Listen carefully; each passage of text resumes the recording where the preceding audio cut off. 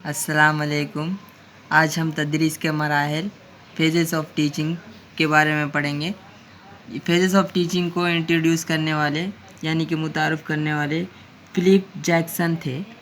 तो यहाँ पर तदरीस को 3 हिस्सों में तकसीम किया गया है। पहला है प्री एक्टिव फेज़ यानी कि माक़बल तदरीस का मरहला। दूसरा है इंटरएक्टिव फेज़ यानी दौरान तदरीस का मरहला। और तीसरा है पोस्ट एक्टिव फेज़ यानी कि माबाद तदरीस का मरहला। यहाँ पे हम पहले प्री एक्टिव फ़ेज़ के बारे में देखेंगे। प्री एक्टिव फ़ेज़ में एक मौल्लिम पहले से टीचिंग के मकासद और गोल्स और ऑब्जेक्टिव्स को तय करता है।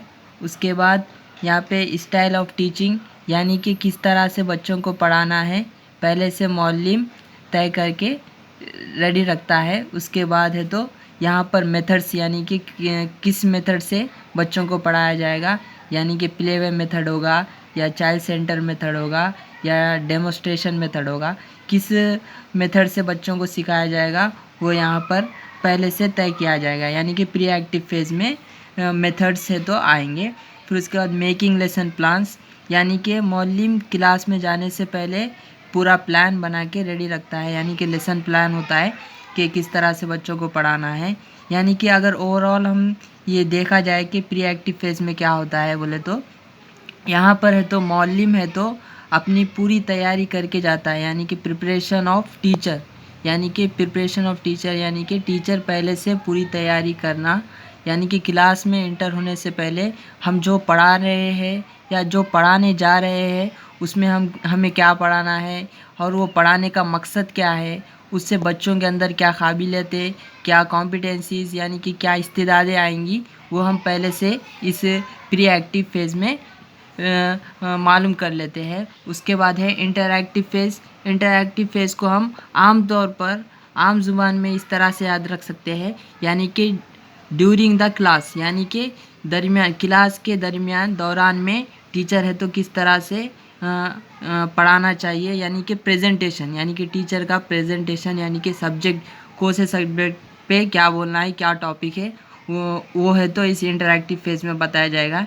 यानी कि यूज़ ऑफ TLM यानी कि हम जो भी TLM बना रहे हैं, यानी कि TLM बनाना प्री एक्टिव फेज़ में आएगा, मगर TLM का इस्तेमाल करना बच्चों को कोई टॉपिक पढ़ाते हुए TLM का इस्तेमाल करना वो है तो इंटरएक्टिव फेज़ में आएगा। फिर इसके बाद है टीचर इंटरेक्शन यानी कि टीचर बच्चों से किस तरह से इंटरेक्ट करता है, जैसे कि सवालात पूछ सकता है या मोटिवेशन के लिए कुछ सवालात पूछ सकता है या कुछ एक्टिविटी कराता है, तो ये है तो इंटरएक्टिव फेज़ में आएगा। उसके बाद है लेसन एक्सप्लेन यानी कि जो भी टॉपिक पढ़ाया जा रहा है उससे मुतालिक है तो मौल्लिम है तो वहाँ पर बताएगा या मौल्लिमा है तो वहाँ पर बताएगी कि क्या क्या पढ़ाना है।